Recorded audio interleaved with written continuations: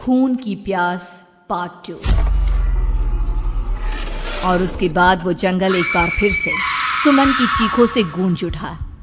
लेकिन आज की रात सुमन की चीखों को सुनने वाला वहां पर कोई भी नहीं था। अगर वहां पर कोई मौजूद था तो बस हरिया, जो कि अब एक भेड़िए में बदल चुका था। सुमन के बालों को पकड़कर घसीटते हुए वो जंगल के बीचों बीच एक जगह पर ले जा रहा था। अगली सुबह गांव में।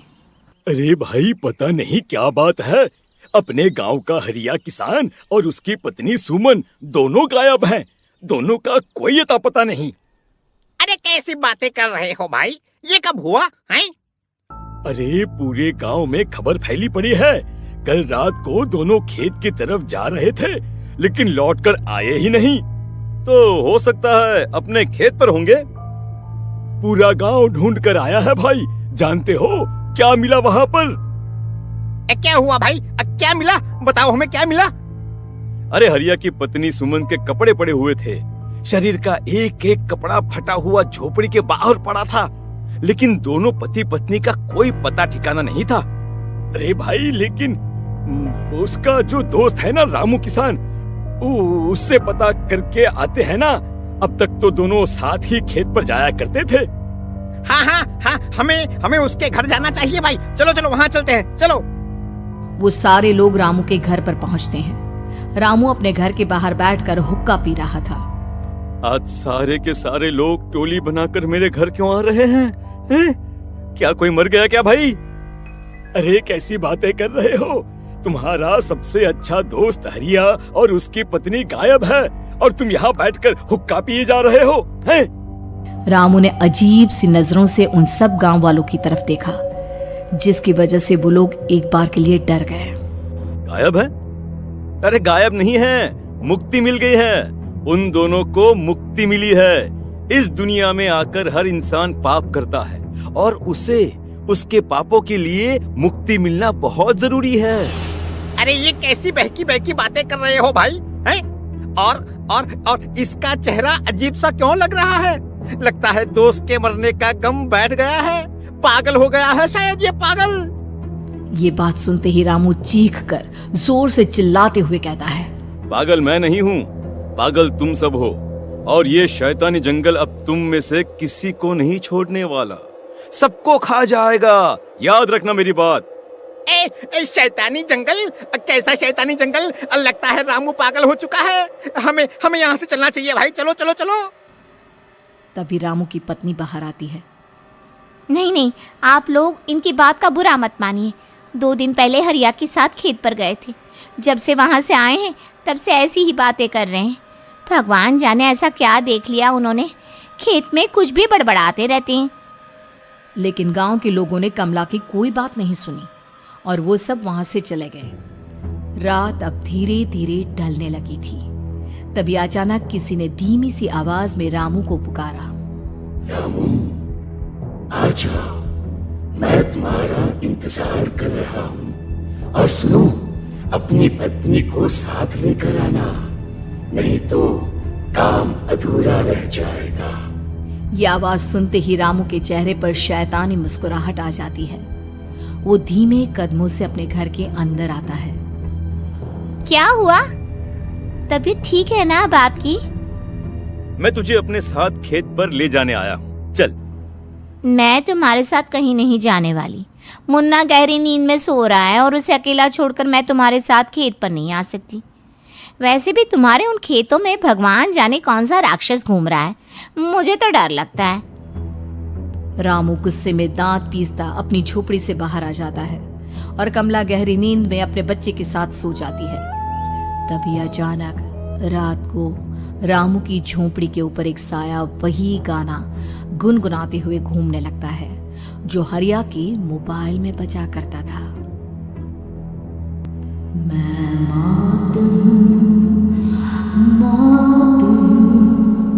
मौत जो पसरी है चारों, जो आएगी कहीं से भी निगल जाएगी सबको। मैं मात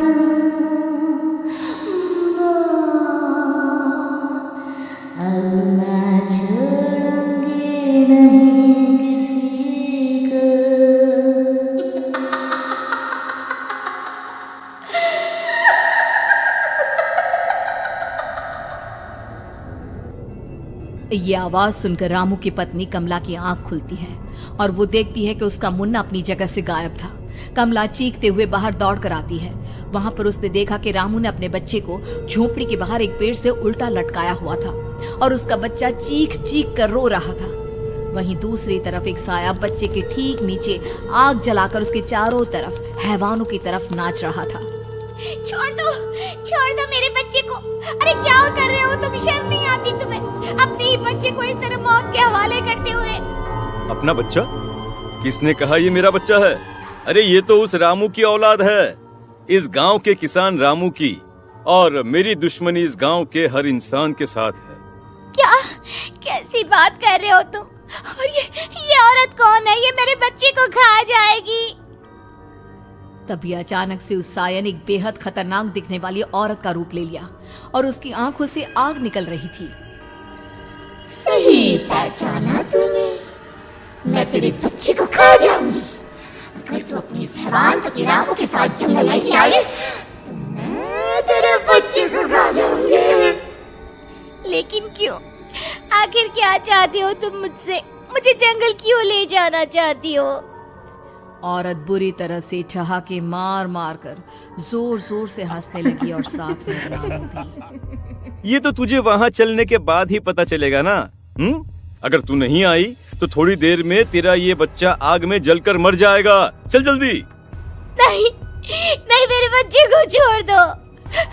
तुम जहाँ कहोगे मैं तुम्हारे साथ चलने के लिए तैयार हूँ। और उसके बाद उस बच्चे को झोपड़ी में लिटाकर आगे आगे वो साया चल रहा था और उसके पीछे पीछे रामू अपनी पत्नी के बाल पकड़कर उसे घसीटते हुए जंगल की तरफ ले गया। जंगल में जाने के बाद, कितनी खूबसूरत हो तुम। आज की रात बस तुम और मैं एक दूसरे के साथ रहेंगे। मुझे तुमसे बहुत डर लग रहा है। तुम्हें क्या हो गया है? तुम तो बिल्कुल ठीक थे। वो होगा जो हमारे बीच होना चाहिए।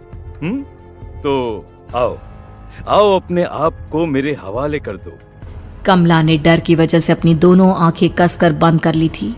रामू ने बुरी तरह से चीख कर कमला से कहा, आंखें खोलो अपनी और मेरी तरफ देखो। कमला ने जैसे ही अपनी आंखें खोली उसने देखा कि रामू एक खतरनाक खूनी हैवान में बदल चुका था। कौन हो तुम? जाने दो मुझे। क्या चाहते हो मुझसे? वही जो एक आदमी एक औरत से चाहता है। मैं तुम्हारा पति रामू नहीं, बल्कि इस जंगल का एक भेड़िया हूँ, और आज की रात तुम्हारे खून से अपनी प्यास बुझा जाऊं। और उसके बाद वो जंगल कमला की दर्दनाक चीखों से गूंज उठा। अगली सुबह कमला के कपड़े भी जंगल में उसी तरह पाए गए जैसे कि सुमन के पाए गए थे। इस घटना के बाद पूरे गांव में दहशत का माहौल था। अपने माँ बाप की मौत और गांव में हो रहे इस तरह की घटनाओं की खबर सुनकर किशन शहर से गांव लौट आया था। अपने माँ बाप की बेदर्द मौत की वजह से वो बहुत परेशान था। तभी अचानक उसे अपने घर में खाट के नीचे पड़ा हुआ वो मोबाइल फोन मिला जो उसने अपने पापा हरिया को गिफ्ट किया था। अरे कितने प्यार से पापा के लिए मोबाइल फोन लेकर आया था। इसे एक दिन भी काम में नहीं ले पाए। और आखिर कौन है जो गांव में इस तरह की हत्याएं कर रहा है? क्या है इन सब के पीछे? क्या है? मुझे पता करना ही होगा, वरना एक दिन पूरा का पूरा गांव खाली हो जाएगा। इस गांव में एक भी जिंदा इंसान नहीं बचेगा। गांव के लोगों की मदद करने के इरादे से किशन अपने गांव से दूर एक दूसरे गांव में बहुत बड़े तांत्रिक के पास मिलने के लिए गया। तांत्रिक बाबा, अब आप ही कुछ उपाय बता सकते हैं। भगवान जाने हमारे गांव को किसकी नजर लग गई है। नजर नहीं लगी है, किसी ने तुम्हारे गांव को बद्दुआ दी है। किसी सताई हुई आत्मा का प्रकोप है और अब वो पूरे गांव में किसी को नहीं छोड़ेगी जब तक उसकी आत्मा को शांति नहीं मिल जाती। अरे लेकिन ऐसा कौन है बाबा? किसकी आत्मा है और कैसे मिलेगी उसे शांति? मौत है, मौत कहीं से भी आएगी और सबको निगल जाएगी। इससे बचने का सिर्फ एक ही उपाय है, लेकिन उस उपाय को करना आसान नहीं होगा। जो भी उस उपाय को करने की कोशिश करेगा उसकी जान जा सकती है। भले ही मेरी जान चली जाए, लेकिन मैं अपने गांव के लोगों की जान बचाने की पूरी कोशिश करूंगा बाबा। तो ठीक है फिर, अगली अमावस की रात जैसा मैं कहता हूँ वैसा ही करना। अमावस की रात तांत्रिक के बताए अनुसार किशन अपने साथ केरोसिन लेकर जंगल की तरफ चल पड़ा। उसके हाथ में देवी के मंदिर का सिंदूर भी था। किशन जंगल के बीचों बीच पहुंचा। ये देखकर उसकी आंखें फटी की फटी रह गई। वहां एक उबलते पानी का तालाब था और कई लोगों की लाश लटक रही थी। किशन के माँ बाप की लाश भी वहीं थी। माँ, बापू, क्या हो गया? ये क्या हो गया?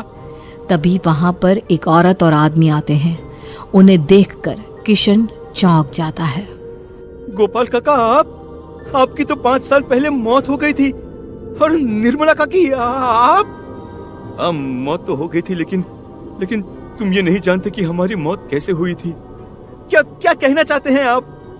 कुछ नहीं, बस ये जान लो कि अब इस गांव में कोई जिंदा नहीं बचेगा। लेकिन क्यों काकी? क्योंकि 5 साल पहले इन गांव वालों ने मुझे डायन बताकर पत्थर मार मार के मार डाला। मेरी कोई गलती नहीं थी। गांव का एक बच्चा क्या लापता हुआ, सारा इल्जाम मेरी पत्नी पे डाल दिया।